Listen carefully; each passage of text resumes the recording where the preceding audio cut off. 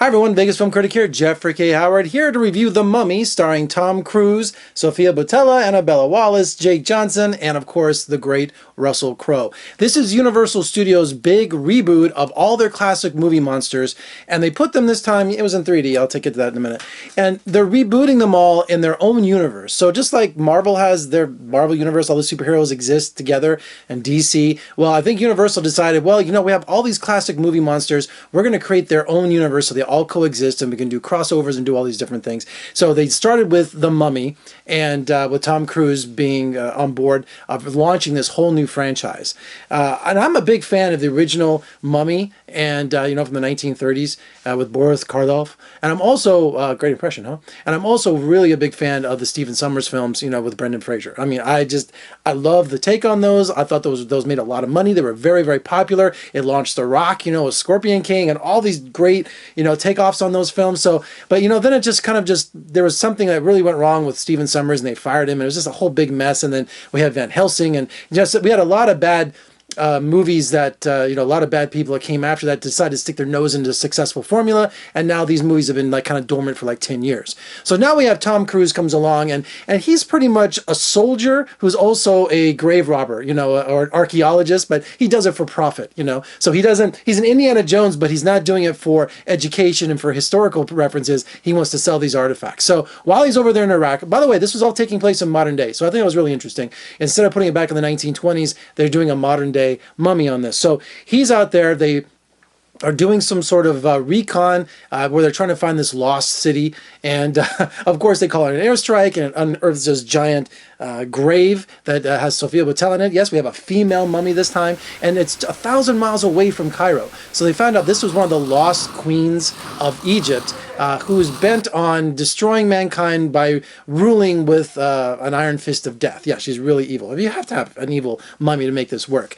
So of course they unearth her tomb, and they try to ship her back to London, and she's of course still alive inside the sarcophagus, and she starts influencing Tom Cruise's character, starts influencing all different kinds of characters. They're trying to get her released, and that way she can do this ritual that's going to release the god of death in Egyptian culture.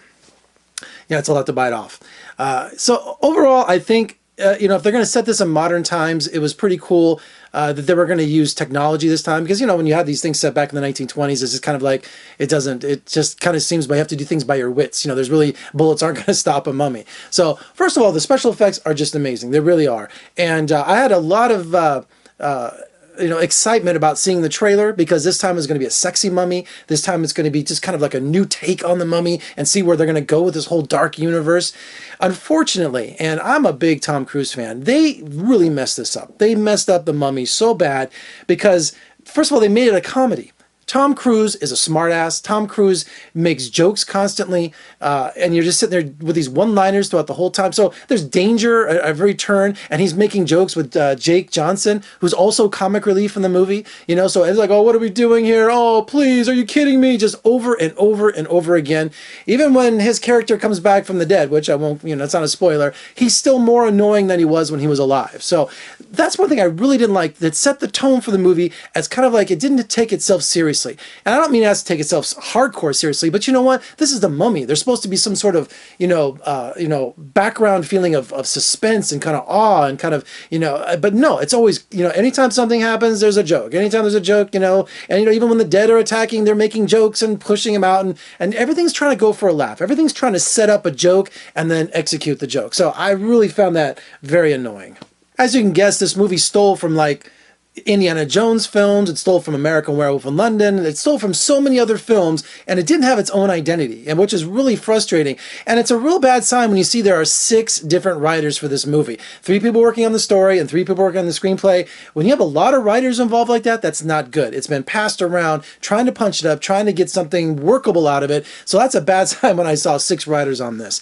And another thing is, I didn't like how we didn't have a central villain in the movie. Okay, I know the Mummy, she was supposed to be, you know, real badass. You know, it reminded me a lot of X-Men Apocalypse, you know, of the Enchantress, and we also have Apocalypto, what's his name? Apocalypse? Not Apocalypto. Apocalypse from the X-Men, you know, from Oscar Isaacs. It's just like, it seemed like they just took elements from those movies too, and we've seen it before. So I didn't see any kind of I'm trying to say, how can you be original with a mummy, with a movie that's over a century old, you know, but they just didn't try hard enough. It seems like they just hijacked a lot of other movies and just threw all these elements in there.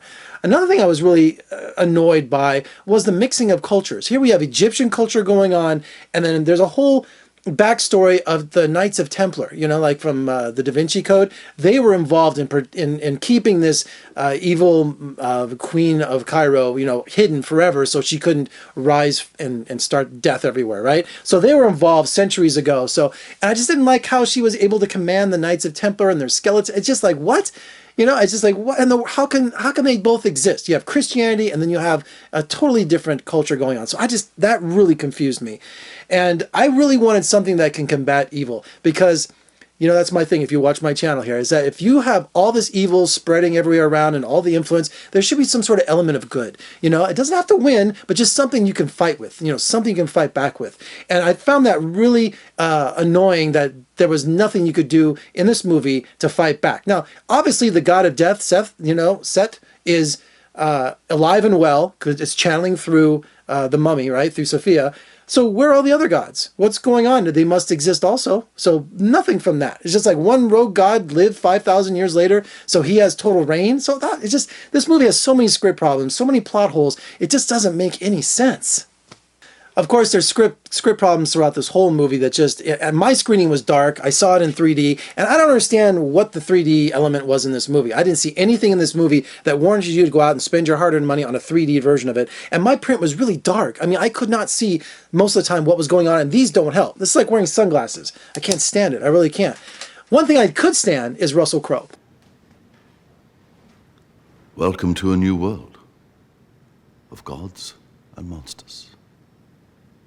And he plays a scientist that's eager to find out the origin of evil and to stop evil from taking over the earth. So I don't want to give away any spoilers about him, but he's part of the new dark universe. And when you find out what his role is in The Mummy, I wanted to see that movie. I wanted to see more of Russell Crowe. He was the only thing in the movie that I thought had some sort of great backstory and also had a great character. You know, I really did. And speaking of really bad, what's her name? Annabelle Wallis. She's beautiful, but what is she doing in this movie? What is her character? Not her. What is this character doing in this movie? Is she a scientist? Is she a bounty hunter, adventure seeker for profit? It's just, she didn't really have a defined character. And the love story between these two, it just made no sense. It really didn't. I am not leaving until I know what's in there.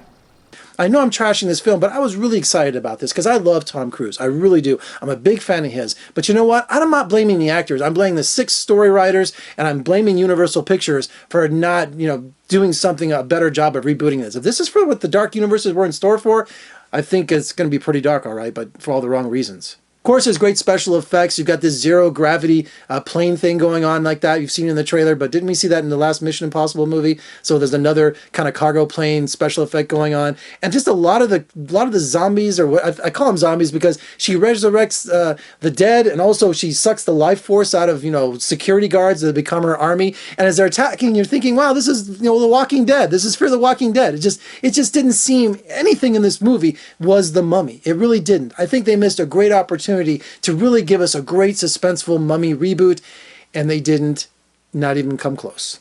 All right, for more reviews and interviews, just surf on over to my website at vegasfilmcritic.com. Also, check me out on social media. I'm on Facebook, I'm on Twitter, on Instagram. I'd love to hear from you. Also, please subscribe if you're watching on YouTube. Comment below, thumbs up, and share. And if you like my shirts, Daddy-O Clothing. Check out the link below. 20% off if you type in Vegas Film. Got some great stuff for men and women. Some great apparel, too. Check them out. I'm Jeffrey K. Howard in Las Vegas, where we have our own Luxor Pyramid, which is more exciting than this poor Mummy reboot. Sorry, Tom. I love you. Better luck next time. I'm Jeffrey K. Howard in Las Vegas. I'll see you next time.